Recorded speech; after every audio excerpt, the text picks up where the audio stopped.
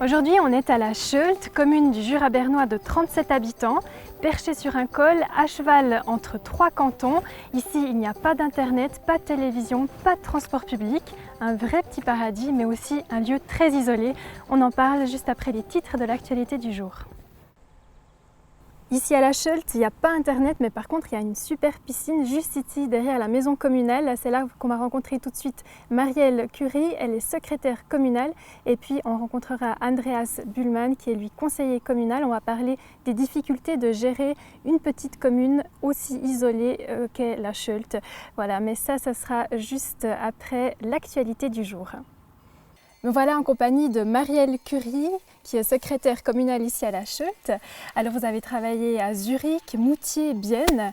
Comment vous avez atterri ici? Alors en fait, je me suis retrouvée au chômage il y a de ça 4 ans maintenant. J'ai travaillé pendant 15 ans dans une entreprise à Moutier, puis du jour au lendemain, on m'a licenciée pour quelqu'un de plus jeune, voilà.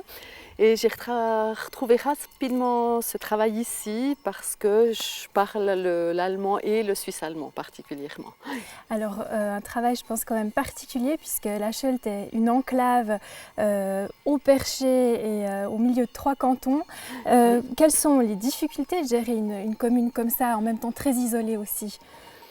Alors le problème particulier, c'est souvent, moi je reçois des choses en français que je dois ici donner en allemand parce que les gens, pour la plupart, ne parlent pas le français.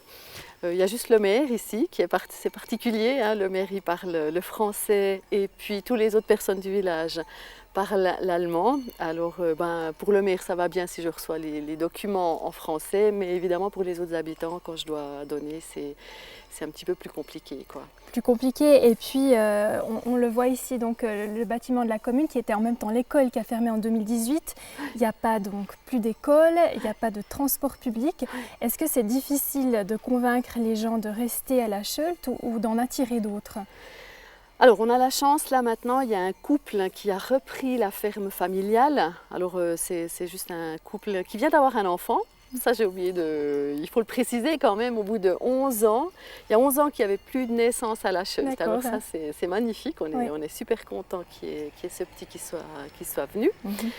Et puis par contre, alors évidemment, sans transport public ici c'est super compliqué. Si vous n'avez pas de voiture, c'est super compliqué de venir habiter ici. Est-ce que des gens déménagent pour ces raisons? Alors je ne pense pas qu'ils déménagent, non, mais ils ne vont pas rester. Alors c'est peut-être plutôt ça. Ok. Ouais. Est-ce que vous vous sentez parfois un peu les oubliés du canton de Berne, puisque c'est une enclave, on est loin de la capitale de Berne? Bon, alors ils font quand même. Enfin, on reçoit les emails, moi j'essaye de regarder que ça fonctionne. Il y a juste le problème du Jura bernois, hein, c'est la langue, le Jura bernois, ils parlent le français. Et la Scheult, avec Seehof, on est les deux communes qui parlent allemand. Et puis souvent dans les séances, ils parlent que le français. Et heureusement qu'on a le maire qui parle le français, qui peut aller à ces séances. Et qu'est-ce que ça pose comme problème concret ? Il n'y a pas d'autres conseillers qui peut aller aux séances. C'est un petit peu ça le souci. On a aussi pas mal de conventions avec les déchets, on a des conventions avec les pompiers. Et ça, c'est tout dans le Jura, hein. Ça, c'est vrai que la Scheult, on a dû se débrouiller pour pouvoir travailler avec le Jura parce qu'on n'a pas de route qui relie le canton de Berne. D'accord, donc se débrouiller pour trouver d'autres solutions. Exactement. En même temps, c'est assez rigolo, c'est l'histoire de la Scheult elle-même est finalement très connectée au monde entier. Depuis donc la Première Guerre mondiale, il y a cette envie d'avoir des citoyens en fait ici à la Scheult. Racontez-nous peut-être ce qui s'est passé.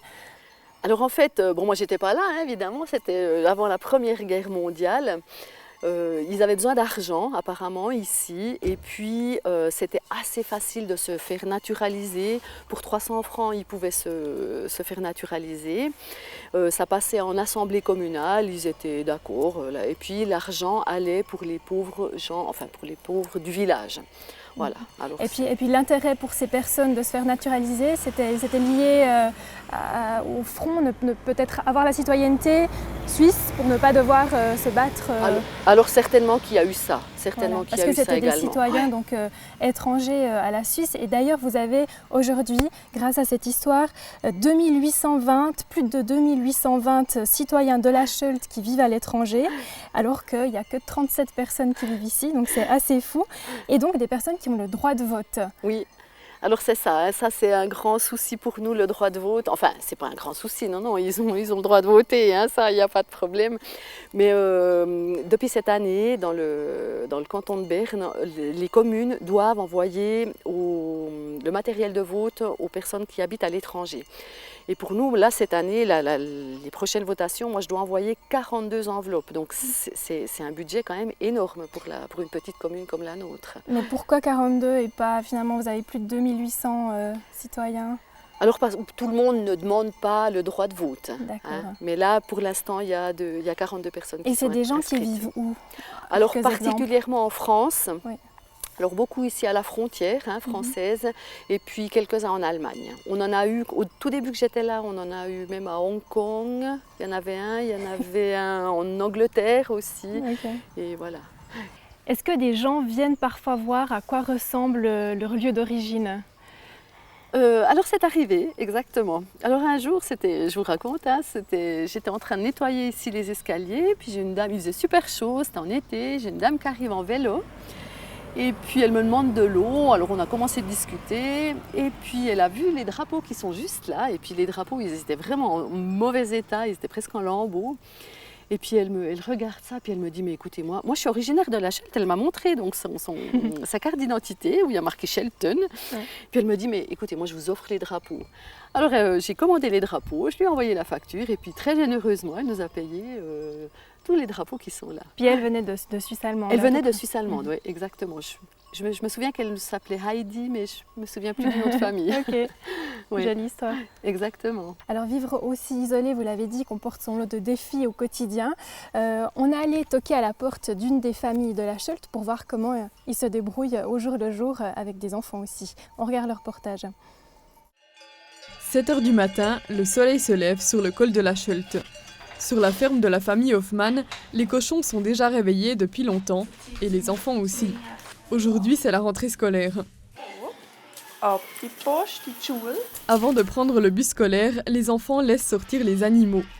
Eileen commence la 4e année et Jonas la 2e. Les deux cadets vont à l'école primaire à Mumliswil, à 11 km de là. 25 minutes de trajet les attendent. Pour eux, les premiers pas dans le monde extérieur où ils devront continuer leur scolarité et plus tard apprendre un métier. Guten Morgen. Nos enfants ne font pas d'activités extrascolaires. Ils ne font pas partie d'un club sportif ou autre. Ça ne les intéresse pas. Quand ils rentrent, ils sont fatigués et ne veulent plus rien faire. Le seul moyen de transport qu'il leur faut, c'est le bus scolaire qui les amène puis les ramène.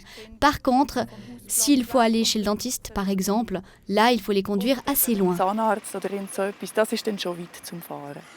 Une fois les enfants partis, la journée de travail commence pour Mariana Hoffmann et son mari Simon. Tous deux travaillent principalement sur la ferme. Ils se sont rencontrés sur les bancs de l'école de la Scheldt lorsqu'elle existait encore. Au moment de fonder une famille, ils n'ont pas pensé à déménager.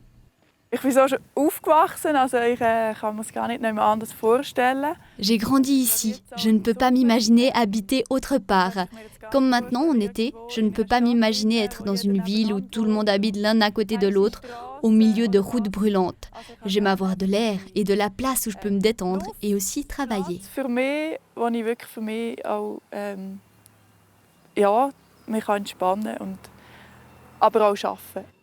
La famille Hoffmann trouve ici tout ce qu'il lui faut. Depuis 3 mois, la ferme bénéficie même d'une connexion Internet haut débit.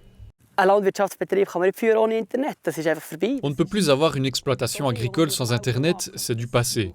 Il y a tellement d'administration à gérer, c'est impossible sans Internet. Quand le corona est arrivé et qu'il a fallu faire du homeschooling avec 3 enfants qui téléchargent des données, le réseau s'est effondré.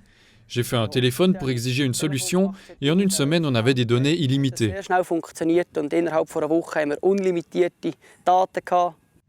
Pour le couple, l'isolement est une réalité géographique, pas un état d'esprit. On va rencontrer maintenant un autre habitant encore. Il s'agit d'Andreas Buhlmann. Il est conseiller communal et aussi producteur laitier. Comme on le voit, les fermes et les habitations sont disséminées un peu partout à la Schult. On n'a pas vraiment un sentiment de centre. Vous vous sentez pas des fois un peu isolé, monsieur Buhlmann? Si, un peu. Si on a besoin de quelque chose de la part des autorités, on doit faire du chemin. Et en plus, c'est en français, ce qui est un autre problème. Ici, on doit un peu plus se battre pour se faire entendre.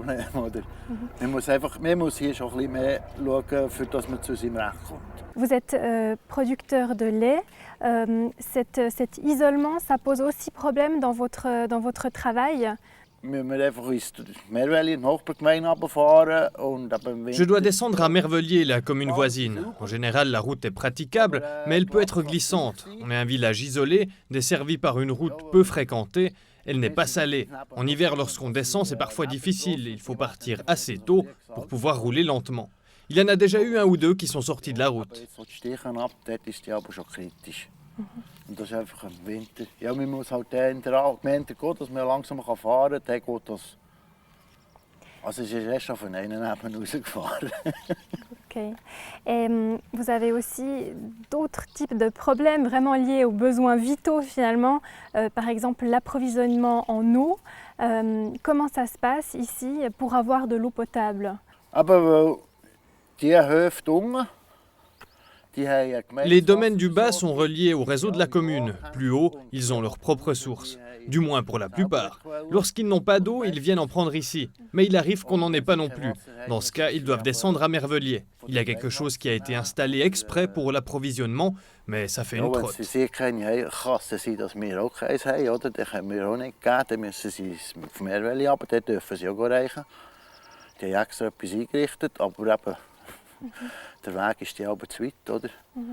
Et quel est le projet pour vous approvisionner mieux en eau? On est en train de travailler sur un projet, mais il faut encore discuter des coûts des travaux. L'idée serait d'installer un système pour que les fermes du haut puissent pomper de l'eau depuis ici. Il faudrait que tout le monde se relie, sinon ce n'est pas supportable au niveau des coûts.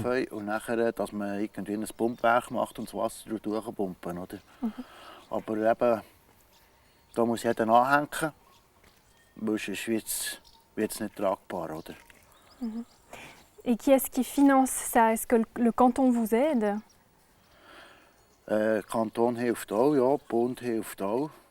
Le canton nous aide, la confédération aussi, mais on a tout de même une partie à payer nous-mêmes. Peut-être qu'on trouvera encore d'autres financements.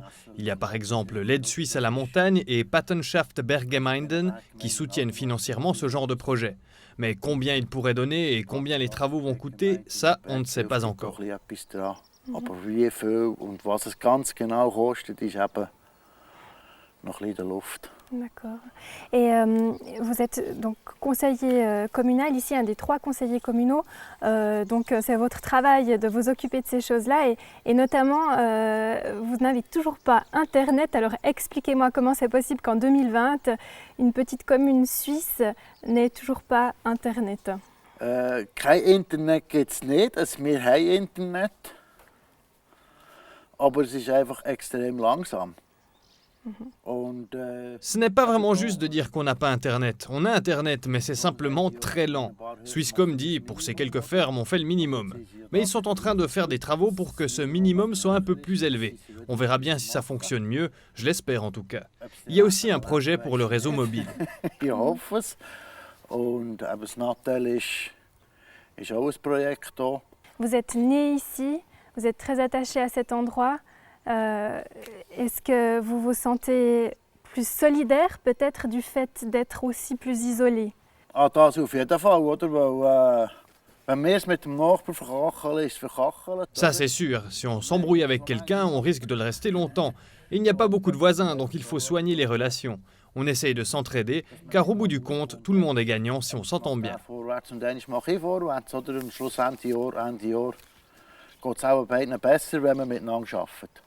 Très bien, merci beaucoup de nous avoir raconté un petit peu votre quotidien ici. Demain, on va redescendre du côté du Seeland, on va à Ruti bei Büren où là aussi il y a des problèmes d'eau et en particulier l'eau est polluée par du chlorothalonil. Alors qu'est-ce que fait la commune, comment elle se débrouille pour obtenir de l'eau potable? On le voit demain. Une belle suite de programmes sur Télé Bilingue.